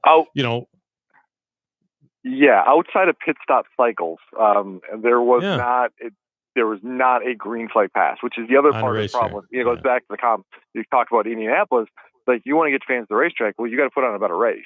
I like the Brickyard. It's different. The pit strategy is very intriguing to me. But if you're looking for like a competitive side-by-side racing, green flag to checkered flag, like you see at some other places, that's not Indianapolis, and that's not where it is. So if you're a casual fan, you're looking to go into a NASCAR race, you're probably wanting to go somewhere else. Yeah. Jordan Bianchi with us here. All right. To the Michael Jordan thing and that issue, the whole charter deal, I guess the average fan, I don't know, and I'm a little bit more than the average fan because I'm a pretty big fan of it. Sure. But even I am a little bit confused by the whole thing. I mean, okay, so they're running as an open driver. If you have a good team, I mean, they're not going to miss races, right? I mean, why? What is the main purpose of the charter? It's not like there's 43 cars showing up trying to get into the race. They're still going to be in every race, right? I mean, what is why do you need a charter? Do you think they can miss a race? They're not going to miss a race. I mean, Daytona 500, you could. Chicago, you could have. When there's more than 40 cars that show up to a race, yes. If you're an open team and you don't have a charter, yes, you can miss a race. In fact, one but they 2311 wouldn't miss a race. Would they? What Would was they that? miss a race? Would they miss a race? Though I mean, as good as they are, 2311. Yeah, I mean, it happens. I mean, like if you go to Daytona and you know something happens in your qualifying lap, or you get crashed in your dual race. I mean, things can happen. You don't know. I mean, so it's just it's that security of knowing that you're locked in every race. And then the other part of this, which is the bigger part, is the money part. If you are an open team and you don't hold a charter, you make significantly less. We're talking millions of dollars less. Oh, I didn't know that. I didn't know that. Yeah, and that is the big thing. It's about a third, actually. So it's pretty significant at the end of the day. And there's all sorts of monetary, guarantees and everything as well. So that part is notable, and that's where the crux of it is. At the end of the day, outside of Daytona and maybe one or two other races, yeah, you're fine. But it's really hard to financially make it as a team if you don't have a charter. Are they going to get that straightened out, do you think, or do you think that ship has sailed? Never say never. I mean, both sides say they're amenable and open to settling. We'll see what happens. They're going through mediation here in a couple of weeks. And then from there, the trial date's set for December 1st, and we'll see what happens after that. Both sides have a lot to lose. To lose if this goes to trial. And it could seismatically shape the sport like something that's never done before. If NASCAR loses, which there's potential for that to happen. Yeah. I think at the end of the day, both sides recognize this and they figure out a way to settle this. Yeah, Jordan Bianchi with us here. All right, finally, here's my solution for the playoff. The playoff starts September 7th. I mean, really? Yep. I mean, you're going to start September 7th. That's when the football season starts. That's when the NFL gets started that weekend. Everybody's going to be, frothing at the bit for football for a month. And then in October, of course, you get the World Series and things like that. And I just think it gets buried. Wednesday night. Just on Wednesday night. And people say, well, I don't know if the fans will go. Well, they go to baseball games on Wednesday night. They go to a football game on a Wednesday night. And you know what? Obviously, the crowd in the stands isn't the most important thing. I think if they ran every Wednesday night for 10 weeks, that's a series I'd watch. I mean, that's a show that I would tune into, and definitely it would be must-see TV is watching on a Wednesday night. I to me, that would be the best thing that they could do. Short of, they're never going to shorten the season, which I'd really like to see them do, but they're not going to do that. But maybe they need to run during the week in the football season. I really hate the idea. I've heard it bandied about a little bit here and there. I'm a fan of midweek races. Honestly, I'm a fan of it during the summer even a little bit too, because on the weekends people are out doing things. They're at they're at the cabin, or they're on the lake or whatever else. They're not home necessarily sitting watching TV, but at nighttime they tend to be. And I think a weeknight race in the summer, or even like you said during the fall, I think is the idea. Get away from the NFL. You're not going to beat the NFL. You're just not. Right. And even running on Saturdays isn't an option because of college football. So and Fridays is a losing proposition because people aren't around on Friday night. I don't mind the idea of a Wednesday night race. Now, it's a little bit of a challenge in terms of weather and stuff, but you have enough races looking at the calendar. Like it's not a bad idea. Like it can work. And even if you can't do all of the races, you could do a lot of them. And I think that would go a long way. Go where there's an audience and move away. That said, I was going to give you the other side of this, and this is going to be, and this, of course, this always comes down to TV, right? NBC is paying a huge amount of money for NASCAR because they want counter programming. NASCAR is the one sport that can kind of sort of hold its own against the NFL, where they're going to, their races in the Sunday draw a decent amount of people. Now, it's not NFL numbers, but it's enough, and that is what NBC is paying for. Now, would they be inclined to say, hey, do you go to Wednesday night? And you're going to have to cut into our prime time, by the way, which is a huge thing. I think it's an idea worth exploring, though, for sure. Yeah, I think there's a way to somehow there would be a way to make it work other than starting a playoff, at Daytona in the July race, when it wasn't the July race, and ending it on Labor Day weekend, at Darlington or whatever, that would be maybe the other thing. Hey, look, golf did it. I mean, golf moved the PGA Championship, and they moved their playoff to, the FedEx playoffs to August just to get it done before the NFL. I mean, it is what it is, and college. I mean, college is pulling $4, $5, $6 million, a game now, and the problem too is that the way they did it with the NFL and the Sunday ticket and so many different games being on, the days of being able to watch a football game and then jumping over and watch some of the race during the commercials, I don't even see any commercials during a football game anymore. Because you go to NFL, you go to Red Zone channel, it's crazy. But all right, Jordan Bianchi's been our guest from the airport. Where? Airport in Charlotte, airport in Nashville. What airport? Charlotte Airport. Okay. All right. So we appreciate you as always. It's always good to talk a little racing here before things get going seriously with the football. Thanks, brother. Appreciate you. Yeah, man. Thank you. All right, I pushed him a little bit. Push them a little bit there. I mean, maybe there were, okay, so let's say there were 70,000. Okay, fine. 70,000. But, place holds 250 in the grandstand. It's nuts. All right, there won't be 70,000 in Canton tonight, but it'll be a full house at Tom Benson Stadium in Canton, where they will play the Hall of Fame game. I'm not sure I understand why the Lions are in it. They usually always bring in teams that have a guy that's going into the Hall of Fame because their fan base wants to be there and they want to make a weekend of it. Remember, the Hall of Fame game used to be on Saturday. They would have the Hall of Fame induction earlier in the day, and then that night they'd have the Hall of Fame game. Now we have the Hall of Fame game on a Thursday night, and the actual inductions will be on Saturday, so it kind of clears the deck for that. But going into this class, typically it's 7. A lot of times it's 7 as many. There are only 4 going into this class here. And it's Eric Allen, who played, predominantly with the Eagles. Jared Allen, who played his career predominantly with the Vikings, had a cup of coffee and played pretty well for a couple of years with the Kansas City Chiefs. 3 years, I think, with the Chiefs before he went to the Vikings and then finished up with the Bears in 2015. Antonio Gates, who played his entire career with the San Diego Chargers, which are now the Los Angeles Chargers. And then Sterling Sharp goes in from the Veterans Committee, basically, and he is a Green Bay Packer. And he is the brother of Shannon Sharp. They become the only brothers to be inducted into the Hall of Fame. And, of course, Shannon Sharp, embroiled in all of that information with the accused rape charges and so on, that he has now settled. And but he has been let go by ESPN, so we won't be seeing him anymore. And you get that news the day before his brothers get going into the Hall of Fame. But Sterling Sharp goes into the Hall of Fame. The only thing I can think about Antonio Gates, maybe Antonio Gates was born in Detroit. So he's born in Detroit, and he played for the Chargers.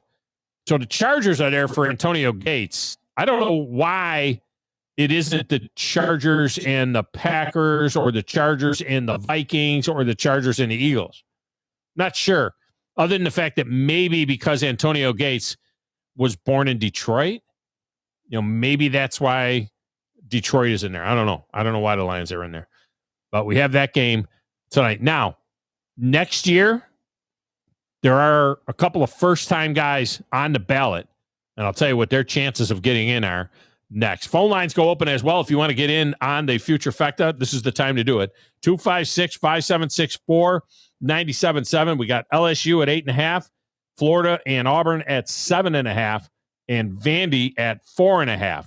Okay, so if you want to get in, those are the Vegas numbers from this morning. If you want to get in, remember, all of this leads to the VIP package at the Music City Bowl. So these points will count towards your grand trifecta as well. We'll be back with more right after this.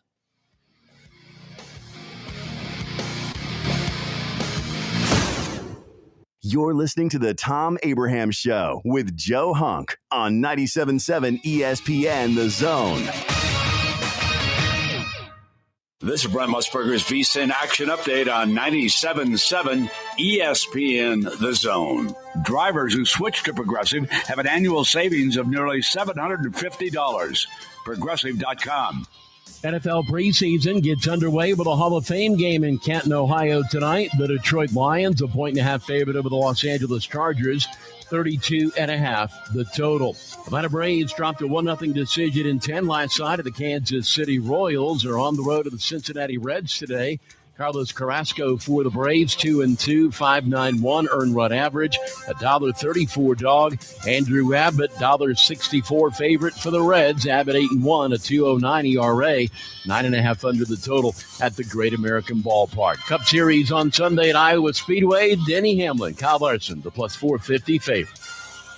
For more, go to VSIN.com. Mike Sennett, 97.7 ESPN The Zone. You've seen those beautiful epoxy floors in a garage or carport area and have probably wondered, how can I get that done?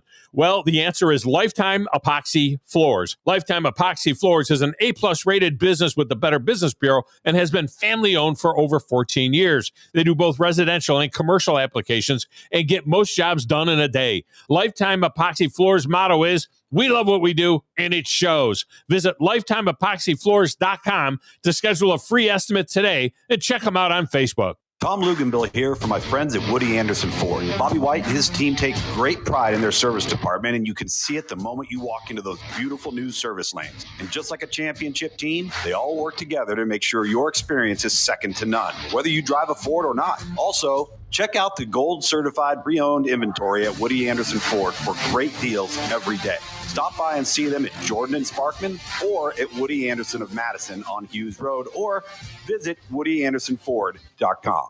Eagle Masonry and Installation. It's right there in the name. Eagle is your one-stop shop for block, stone, or brickwork, monument signs, and outdoor kitchens and fireplaces. Eagle also offers the finest craftsmanship and insulation, including fiberglass or spray foam insulation, and of course, insulation removal. Philip Love and his team have years of experience, bringing the region the best in masonry and insulation services. For more information and a quote, visit insulatewitheagle.com or call 256-755-1556. Eagle saves you time. Eagle saves you money. Normally, when you call a roofing company, all you hear is, you need a new roof. Not when you call Fleming Roofing and Restoration. Since 1965, the folks at Fleming have been focused on what you need, whether it's an easy repair or a full roof replacement, commercial or residential. And when it comes to storm damage, you want Fleming on your side. They know all the ins and outs of insurance claims and will guide you through the entire process. Log on FlemingHSV.com and book your free estimate today. Fleming Roofing and Restoration. We show up. I'm here with Stan McDonald of Jacob Title. Stan, I've heard that every real estate closing at Jacob Title is a very big deal. Why is that? Wes, I'm reminded of a very impactful statement that I heard from Coach Gene Stallings years ago when he talked about big games and little games. He said he didn't like that comparison. He says, because try losing one of those little games. And if you ever do, it ends up being the biggest game all year long.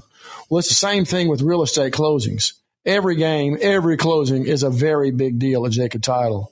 Because when it's your closing and your contract on the line, it's a very big deal, and we understand that at Jacob Title. So it sounds like whether your client is a first-time residential buyer or a multi-million-dollar investor, they can expect your A game. That's exactly right. As a matter of fact, when you bring your real estate closing to us at Jacob Title, we understand it's all about trust and confidence.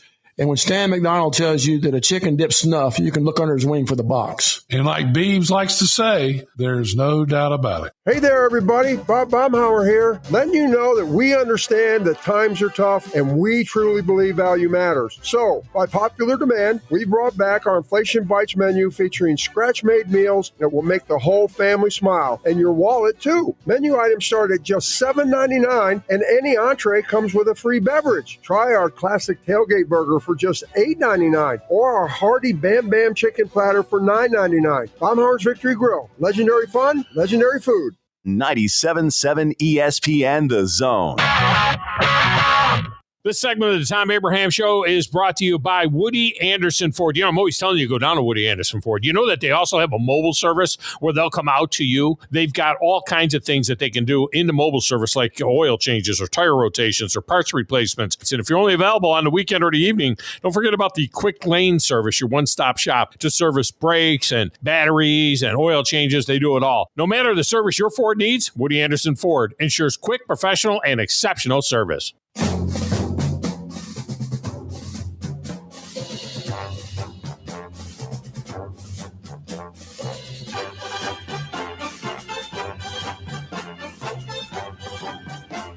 Now, welcome back, Tom Abraham Show. It is a Throwback Thursday. We're playing all of that NFL music for you because we got a game tonight. We've got a game tonight, and we will have football every weekend from now until the Super Bowl, for all intents and purposes. So you can jump on board right now and get into this future fecta. We have got SEC teams with you here, 256-576-4977. We'll get you in. Text window is open as well. You want to use that, 732-982-74 6-9. Joe, will you watch any of this game tonight? Some of this game tonight, or most of this game tonight? I'll probably watch a quarter. I'll at least have it on in the background. Like, I'm not going to be analyzing every single little play because the two teams for myself, I'm not trying to figure out who's making the 53. So, right. But I will at least have it on in the background as background noise at some point in time. Yeah. I'm not. I'm not dealing with, do I watch the Yankee game or do I watch the the football game tonight, because the Yankees are playing right now. They were up 7-0, by the way, and the Rays came back with 4 runs in the 4th inning, so it's 7-4 now, middle of the 5th. Raining pretty good in New York, but that's a little bit of afternoon baseball. I will also add the fact that I will be watching this game if it happens, because right now it is pouring down rain in Canton, and I don't know if they've ever canceled a football not Hall of for Fame rain game. only. So it's just right now, like with Pat McAfee's show going on right there, they've got a good shot of Canton behind it, and it is pouring down rain there right now. And obviously the teams want to make sure that they are healthy and don't have injuries because of weather more than anything, with it being the preseason. No, the rain won't stop them. If there were any lightning, then at that point in time, it would be stopped. And it has been shortened in the past due to lightning and, a summer storm coming in like that. But if it's just straight rain, it won't stop. And then the very last ever college all-star game, the college all-stars used to play the NFL champions, used to play the college all-stars in Chicago. And they did that for years. I mean, that was a big deal. I mean, they played it like it was a real thing. The pros didn't want to get beat. The champion didn't want to get beat by the all-stars, the college all-stars. And the college all-stars were trying to make a name for themselves out there. And this was a very, very competitive game. Joe, you'll have to look it up. Sometime in the 70s, when they were playing the game in Chicago, a storm came in. It was lightning and everything else. They ran the teams off the field in the 3rd quarter, and they never played the game again. Never played the game again. It was a big deal back in the day. I'm looking forward to it. I'm going to watch some of it tonight. I'll look forward to it. I'll look at some of the coverage from the trade deadline early on, but I'll be watching the football game tonight. All right. Let me get to the lines. Let's get Grumpy in here. Grumpy, welcome to the show. How are you? Hey, pretty good. Hey, speaking of games they may not play anymore, do they still do a Mississippi versus Alabama high school all-star game? Yep, they sure do. Cool. And they move it back and forth, too, between Alabama and Mississippi. So some years it's in Bama, some years it's in Mississippi. And it gets a big crowd, too. It's a pretty big deal. Yeah. Did you ever figure out if your Bassmaster was coming on at 7 a.m.? It is. There was a snafu with it, and I appreciate whoever it was at Privet. I think alerted us to the problem, and it wasn't quite as long as he said it was, but it was like 3 weeks in a row where the show didn't pop. So it's running. Yeah. From what I understand, it's now running 5 and 7 on Saturday and Sunday. So but I knew it wasn't running one week when I turned it on, but okay, let's do this. Now, let me tell you, there's something interesting this week that you guys are all going to be. There's a professional angler from Cooperstown, New York, that is now he had to pull out of the rest of the season.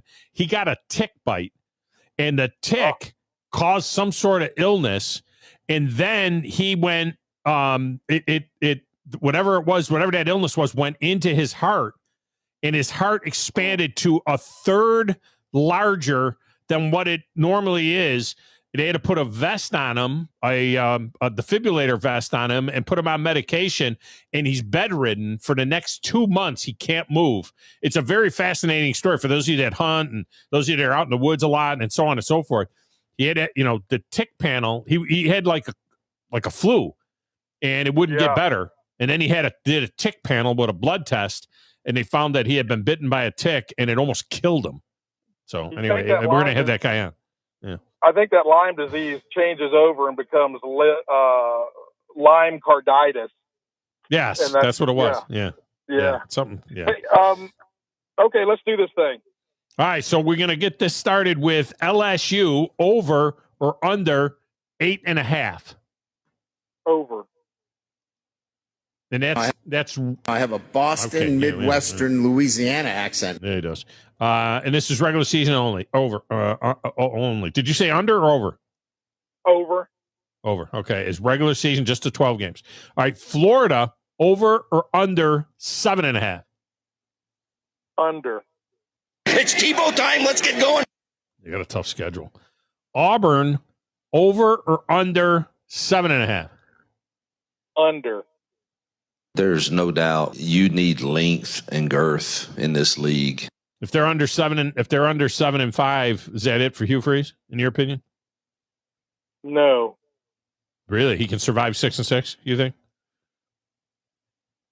7 and Or whatever. 7-5? 7-5. They Yeah. go 7-5. He survives. Yeah. And Vandy.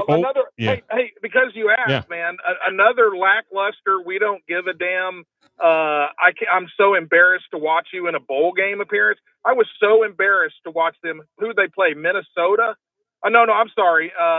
What's that other state up? Maryland. It was like 3 years ago. But that was embarrassing, man. All right, go ahead. Yeah. Man. Vandy over or under 4.5? Believe it or not, I'm going under. I'm standing here on the Thom Abraham patio of the Vanderbilt football facility. Well, they've got their non-conference. They got CSU. They got at Virginia Tech.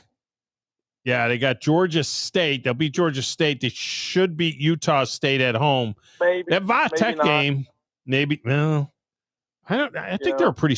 I don't know. The Diego. I think they might be pretty sporty. I am beating Missouri and beating Kentucky at home. Yeah, I got them beating Charleston Southern, Georgia State, and Utah State, and that's it. Wow. All right, man. Appreciate it. Good job, you.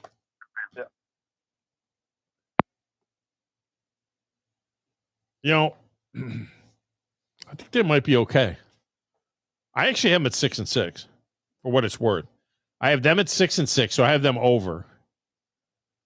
I have LSU at 9-3, so I have them over. I have Florida at 7-5, so I have them under. I have Auburn at 7-5, so I have them under. If you're asking my opinion. All right. With this Hall of Fame class, there were a few guys that were first time on the ballot this time that didn't get in. One was Eli Manning, 83% likelihood, according to the odds at betonline.ag. Eli Manning had an 83% chance of getting in on the first ballot. I fought like crazy against Eli Manning on the front. Not that I have a vote. There are only 50 guys that there's like a committee that does the Pro Football Hall of Fame. But Eli Manning's a 500 quarterback. 151 wins, 151 losses. He is a 88 rating. He had 2 glorious Januaries. He had 2 glorious runs in the playoff. Never won a playoff game outside of the 2 years they won the Super Bowl. He had those 2 glorious runs to a Super Bowl championship. Now, does he get in next year or the year after? Maybe, possibly, probably. Terrell Suggs was a first-timer last year. 75%. And Luke Kuechly was 50-50 that he would get in on his first. I thought Luke Kuechly for sure was a first ballot Hall of Famer. None of them got in. I could see all 3 of those guys getting in next year. But first ballot guys next year. All right, Joe, you want to be a Hall of Fame voter? I'm going to make you a Hall of Fame voter. Sweet. First ballot next year. Larry Fitzgerald. Yes. 95.2% chance of going in on the first ballot. By the way, I think the max number is 7. So, if Manning and Suggs and Kuechly do go in, there's still room for a little bit more. All right. Drew Brees, first ballot next year. Yes. So we put Drew Brees in with his 1 Super Bowl, and we keep Eli Manning out with his 2 Super Bowl MVPs. But Brees had a much better career, right? I was about to say, how many records does Eli Manning have? Outside of the only quarterback to beat Tom Brady twice in the Super Bowl. Yeah, exactly. That's the only record he has. It's his claim to fame. Drew Brees. What's that record on that quarterback? It's Drew Brees'. Don't worry. Just Yeah. look up Drew Brees' stats. All of them. 83,000 yards passing, 1 million touchdown passes. All right, so we're going to put Brees and Fitzgerald in. Now, here's a little bit of a tough one. And you and I may disagree on this one. I don't know. First ballot next year, Tight end Jason Witten. No, not first ballot. No. Again, he's. I could still say that even right now, he's probably not a top 5 tight end in the NFL. You know, like I'm saying, history. No, I'm already seeing guys that are even on the field right now that are already having more productive years for his. Now, his importance to Dallas is one thing, but in the history of the tight end position, there's far better tight ends. See, I'd put him in just for that one play that he had against Philadelphia when his helmet came off and he was running down the field with no helmet on. I mean, that was a Hall of Fame move. I think he'll eventually get in. I'm with you. I don't think he's a first ballot. The odds right now are plus 150, so it's 40%. So in other words, if you bet $1 on him and he gets into Hall of Fame next year, you make $1.50 back. A UT guy, obviously. His kid is considering multiple schools. How his kid doesn't end up at UT, I don't know. He's got official visit scheduled, so yeah, he's got to end up at UT. Yeah, I mean, come on. I think Jason Witten ultimately does get in. Rob Gronkowski's going to be a first ballot Hall of Famer. So Ozzie Newsome is in as a tight end. Tony Gonzalez. Tony Gonzalez is better than Jason Witten. Antonio Gates, who was not a first ballot guy, but did get in eventually. I put Gates. I would put Gates in over Witten. You put Gates ahead of Witten? Yeah. I mean, Okay, again, with that offense that they had back with the Chargers, it was either LT or Gates. Like, that was the offense. Yeah. But was it just because that it was between those two guys? I mean, was Gates great? If he was on a team that had, better weapons in the other positions, I don't know, would he have been as good? I'm not sure. But yeah, okay. So we'll go with Gates. So Travis Kelce is over Witten. So I think Jason Witten's a top 10 tight end in the history of the NFL. I mean, yeah, guys, the old time guys when the tight end position was different, John Mackey and Mike Ditka and those kind of guys. But I think in the pantheon of guys that are more recent players, Travis Kelce, Rob Gronkowski, Antonio Gates. Yeah, those guys, I'm all taking all of those guys ahead of them. The conversation is going to pop up about Greg Olsen at some point in time. Yeah, that's, Greg Olsen is he was just so productive. And he was one of those guys that you never heard anything from. Plus he played for Carolina. And I think that was a big issue. He just did, made more Super Bowls than Witten did. He did. He made a Super Bowl, which is more than Witten did. Right. Yeah. Interesting. Is Jason Witten the best tight end in the history of the Cowboys? He had Jay Novacek. Not in the Hall of Fame, but he had Jay Novacek back in the day. I think Jason Witten is the best tight end in the history of the Cowboys. I would say that. I would say he's their best tight end. Other guys that aren't getting in, LaShawn McCoy, Marquise Pouncey. I don't think either of those guys ever get in. Who's interesting? Frank Gore is very interesting. I think Frank Gore will be a Hall of Famer. He's not a first ballot Hall of Famer. But I think Frank Gore is going to end up being a Hall of Famer. You look at where Frank Gore finished his career and the numbers that Frank Gore ended up with. I think he will end up. Phillip Rivers is on the ballot for the first time, which is interesting because I think wasn't there a story floating around earlier this week that Phillip Rivers just officially retired? Yeah, he turned in his papers. Yeah, he never turned his paperwork in. Yeah, I didn't think that your 5-year clock I didn't think it started until you turned in your papers. But Phillip Rivers will be on the ballot next year. Now, he's only 3.9% to get in first ballot. But I have said this, and I'm going to continue to say it forever. I'll say it forever. If Eli Manning is going to the Hall of Fame, Phillip Rivers should be holding the door open for him. Phillip Rivers, in every single metric you can look at, was a better quarterback than Eli Manning, except for those 2 Januaries where Eli Manning led his team to a championship. And by the way, they were like 17-14. It wasn't like he went in there and threw for 400 yards in the Super Bowl and stuff. And I would contend that if you had put Phillip Rivers on those Giants teams with that defense that the Giants had at that point in time when they won those 2 Super Bowls, that Phillip Rivers would have won those 2 Super Bowls too. And I'll also contend that if Eli Manning had stuck to where he was drafted and went to the San Diego Chargers, that he would not even have been 151 and 151. It may not even have made the playoffs. If you switched Phillip Rivers and Eli Manning, and Phillip stayed in New York and Eli stayed in San Diego, remember, that's how they were drafted. And then they were traded for each other because, Archie, Eli's daddy, said, my boy's not going to go play for the Chargers because they suck. If you had switched those 2 guys, are you telling me that Phillip Rivers doesn't have as good, if not better, a career than Eli Manning? Does somebody tell me how Eli Manning would have gone to that San Diego Chargers team, which was terrible at that time, and had the career that Phillip Rivers had? I say no. Greg Olson, by the way, first time on the ballot next year as well. 2.8%. He won't get in first ballot. Julian Edelman and Des Bryant are the first timers that won't get in. All right, we're going to break. You want to react to any of that stuff?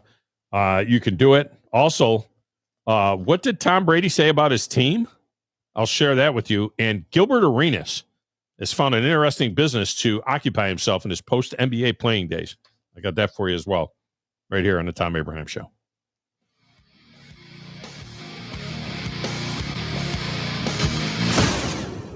You're listening to the Thom Abraham Show with Joe Hunk on 97.7 ESPN The Zone.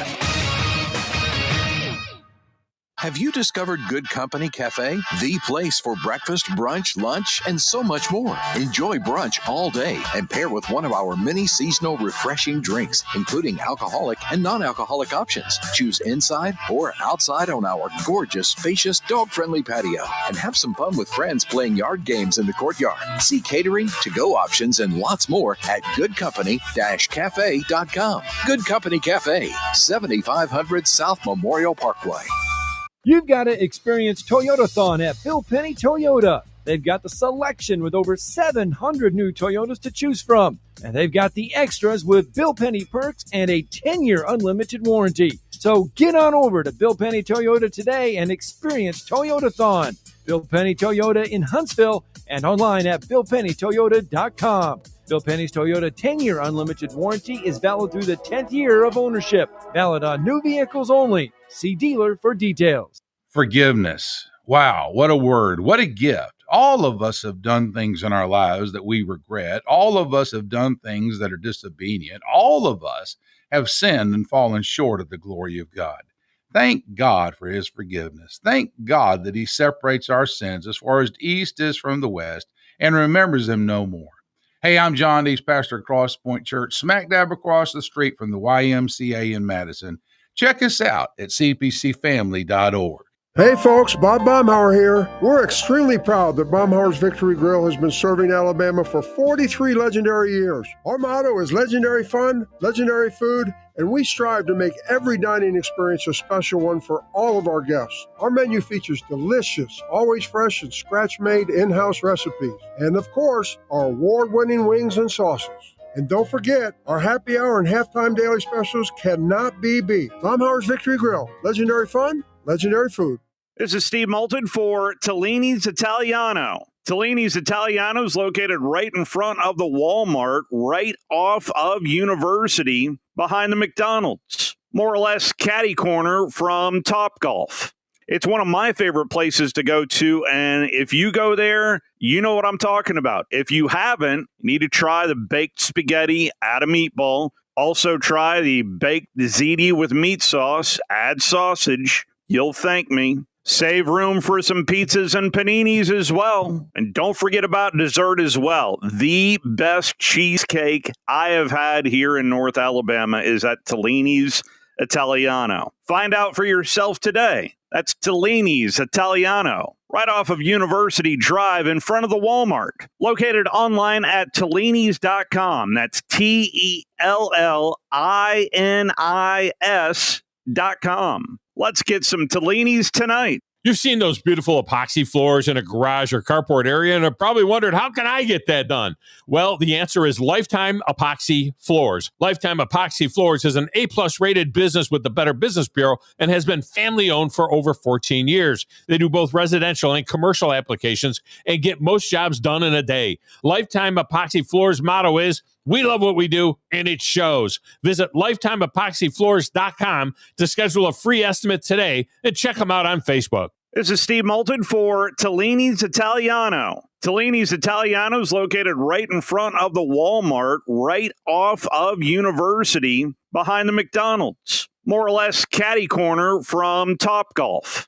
It's one of my favorite places to go to, and if you go there, you know what I'm talking about. If you haven't, you need to try the baked spaghetti, add a meatball. Also try the baked ziti with meat sauce, add sausage. You'll thank me. Save room for some pizzas and paninis as well. And don't forget about dessert as well. The best cheesecake I have had here in North Alabama is at Tellini's Italiano. Find out for yourself today. That's Tellini's Italiano, right off of University Drive in front of the Walmart. Located online at Tellinis.com. That's TELLINIS.com. Let's get some Tellini's tonight. 97.7 ESPN The Zone. Thom Abraham Show is brought to you by my friends at Your Home Window. And right now, they've got a huge August sale going on. You can get the windows 35% off. All exterior doors are 40% off. I mean, this is an amazing deal. And this is the best part. The interest over 18 months is zero. Nada. None. No interest for 18 months. It's incredible. You can get a free estimate and you get a lifetime warranty. Go to yourhomewindow.com to learn more. That's Your Home Window.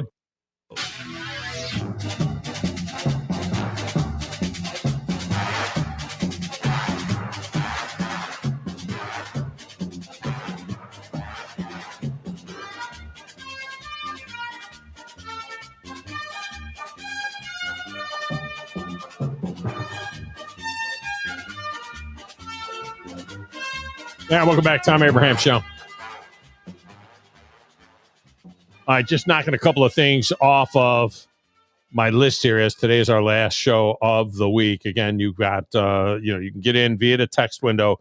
If you didn't get in so far on today's SEC Part 2 Future Fecta with LSU, Florida, Auburn, and Vandy in there, you can still do that, all the way up till the season starts, really, on the text window. But a couple of other things. John Harbaugh has said that his quarterback, Lamar Jackson, he thinks is as good a passing quarterback as any quarterback that's ever lived. Now, he has some incredible numbers, passing-wise. He's had more perfect passing games in terms of rating than any other quarterback ever, with 4. He had a 119 passer rating last year, right? That's like 4th in history of the NFL. It's the 4th best season in history of the NFL passing-wise.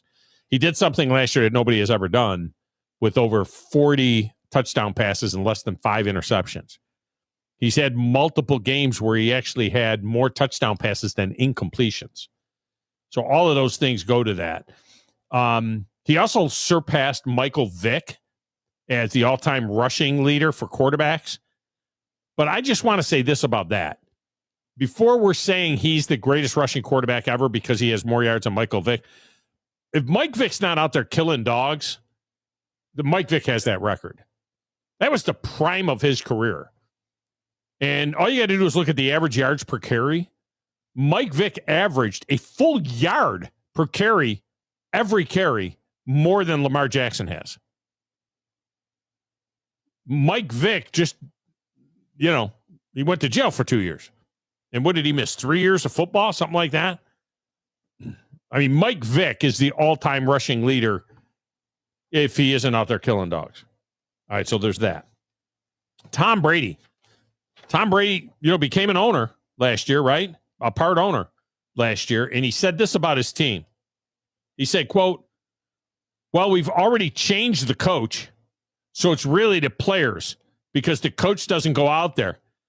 They were lazy. They were entitled.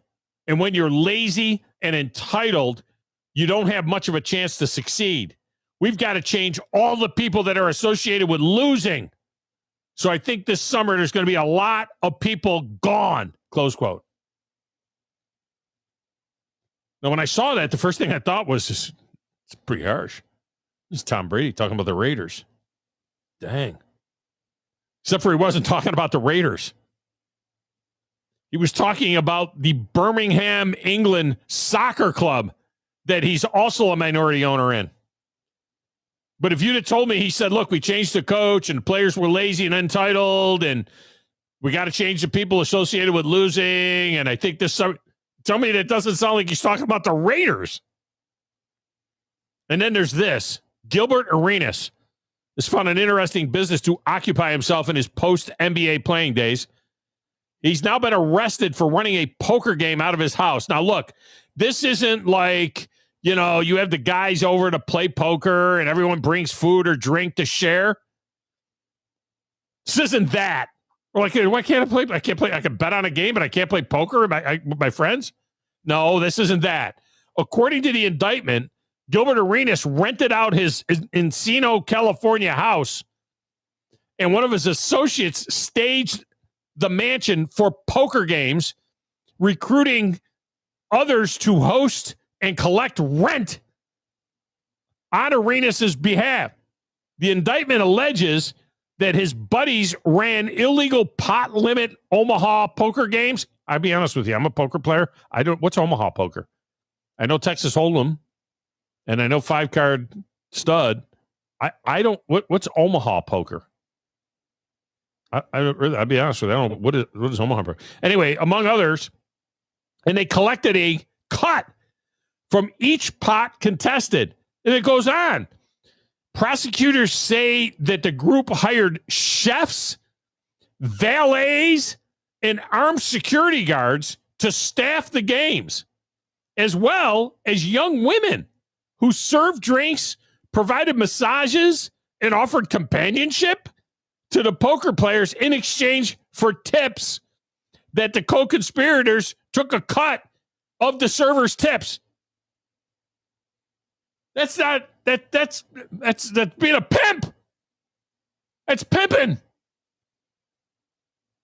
So look, if you're going to have a poker game at your house, I just want to tell everybody this because it's important that I try to share things with you people, try to edify those out there. If you're going to have a poker game at your house, do not hire a chef and valets to park the cars and armed guards. Do not take a cut off of the pot. And for God's sake, don't hire young women to serve drinks and do whatever else they do with the poker players. That's not what you do when you have card playing at your house. Don't do it. He's been arrested. All right, that's your tip for the day. All right, we're going to see you on Monday. Enjoy your weekend. For Joe, I'm Tom. Have a great weekend, everyone.